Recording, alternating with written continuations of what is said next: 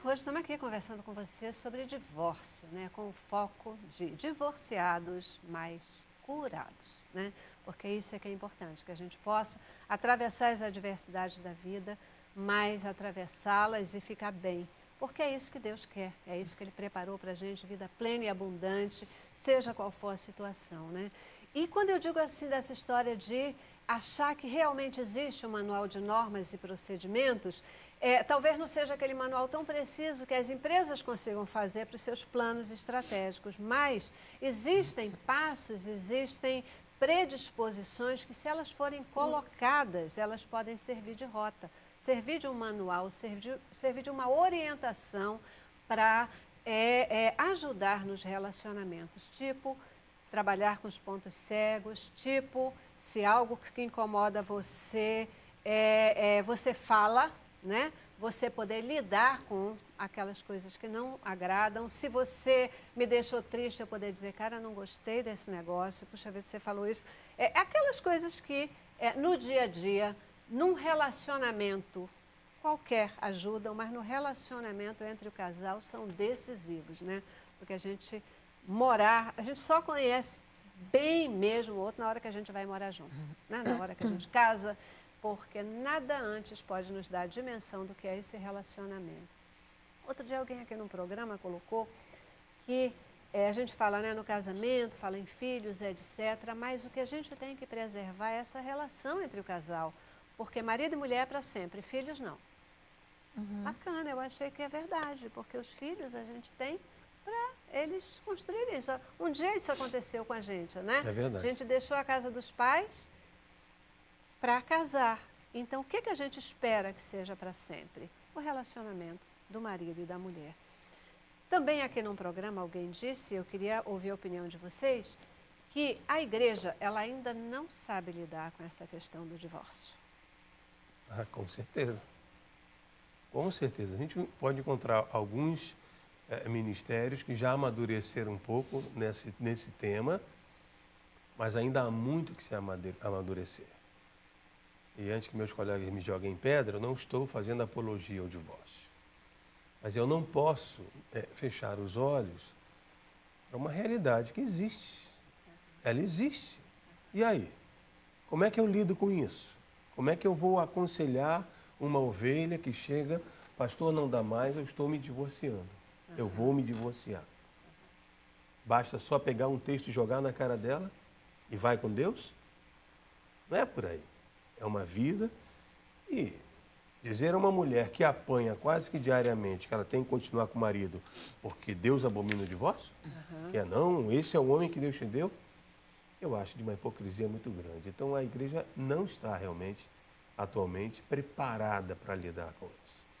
Eu acho que a gente tem que baixar um pouco a guarda, sermos verdadeiros, nós pastores, e termos coerência no nosso discurso. Sabemos que é um problema. Vamos buscar uma ajuda profissional. Se eu não sei como lidar, vou conversar com alguém que lida com isso. Quais são as fases, quais são as facetas de uma situação dessa, para eu entender. Porque se eu for só querer tratar isso teologicamente, é meio complicado às vezes. Mas teologicamente, pastor, porque, pastor e vocês também, claro, né? Porque, na verdade, acaba-se ficando com uma carga, né?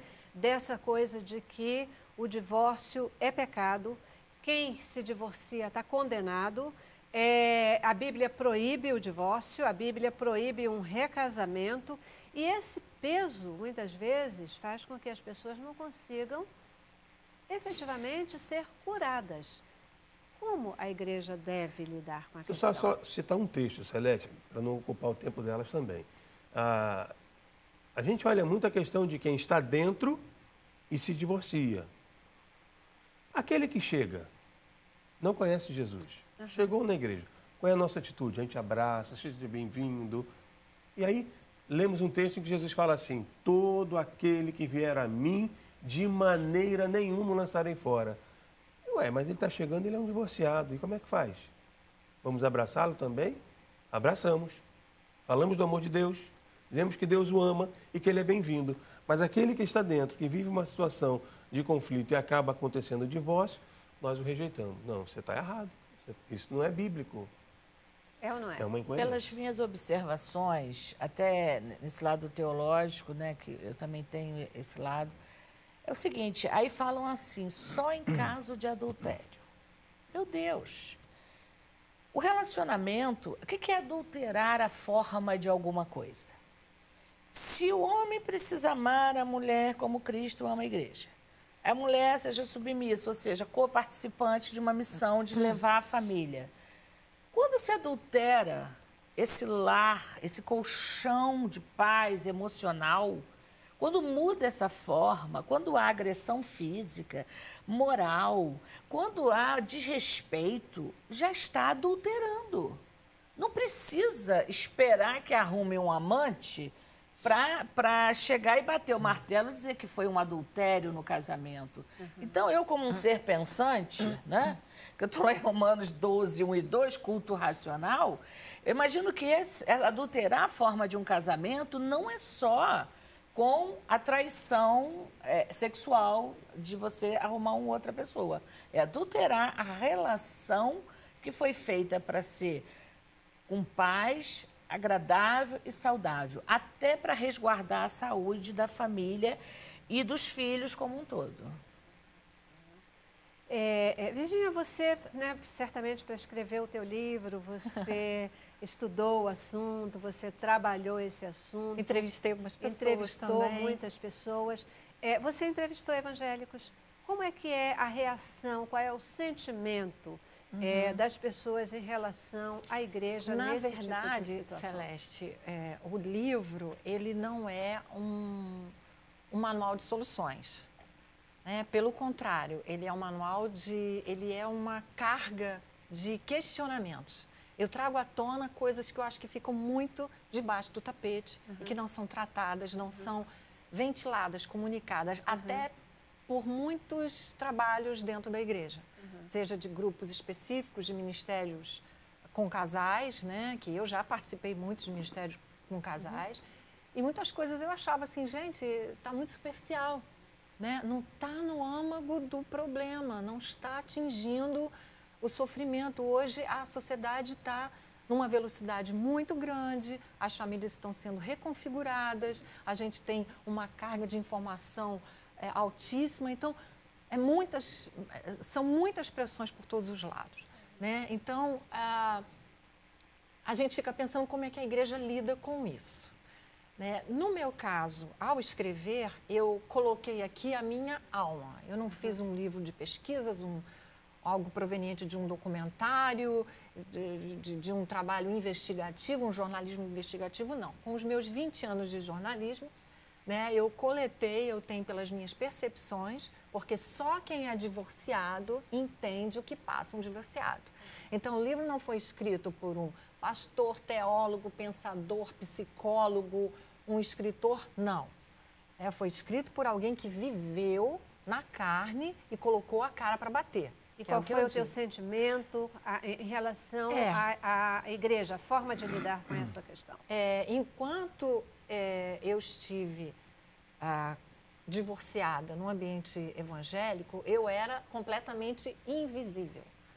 Se eu tivesse um marido, eu seria convidada para programações, eu seria bem-vinda, eu teria um outro convívio naquela estrutura. Eu acho que não foi uma coisa muito danosa para mim, porque a Virgínia é comunicativa, eu sou muito comunicativa, eu tenho muitos amigos, então eu não sou uma pessoa muito pesada de ficar carregando amarguras, é algo que eu coloco aqui nessas palavras, é que eu não me permiti me tornar amarga por causa de uma situação difícil que eu passei, um deserto que eu atravessei e que eu vi que muitos atravessavam. Então, eu comecei a fazer uma espécie de coletânea e trazer para mim toda essa carga negativa, essa discriminação, preconceito, esse isolamento, essa falta de proposta, de programa, essa coisa derrotista. As mulheres, principalmente, elas vão se demolindo internamente, elas vão se deteriorando, vão se desgastando, envelhecendo, porque elas não conseguem perceber que elas precisam dessa cura e precisam de uma certa dose de bom humor. E quando eu falo de bom humor, não é trazer comicidade, né? É você ter sabedoria e rir das suas próprias mazelas. Porque muitas vezes as pessoas olham para um divorciado e pensam que a única coisa, o problema dele é a falta de sexo e companheiro e afeto. Elas não pensam na extensão, na dimensão que é você ser um divorciado. Na questão, seja financeira, estrutural, logística com os filhos, né, dos seus amigos, com que ficam os amigos, na tua autoestima, né, na questão de você lidar com o seu novo estado civil. Mulheres começam a pensar que elas têm aquela... Quem conhece aqui a famosa síndrome do dedo podre? Conhece? Né? Eu tenho o meu dedo podre, então eu não sei escolher direito, eu não presto, eu não vou fazer mais isso, eu não quero mais, não sei o quê. Então eu começo a captar. E é interessante que quando você está sofrendo, quando você passou, quando você foi picado pela doença, você conhece o que cura. Não é somente a graça de Deus. Né? Tem gente que passa e fala assim, isso vai passar, Virgínia. Especialmente Isso na não é igreja, nada, que é o se tapinha nas esgota tudo, né? costas. Vai até sangrar. E eu digo o seguinte, o que então a gente deve fazer enquanto não passa? Que vai passar, eu sei. Mas o que se faz enquanto não passa? Isso nos leva à pergunta, é possível sair de uma relação, enfrentar uma relação de divórcio e sair dessa relação curado emocionalmente? Isso é de fato possível? Se é, como? O que é preciso fazer para não ficar com a síndrome do dedo podre, se achar incapaz de nova... né? Como não se sentir com baixa autoestima.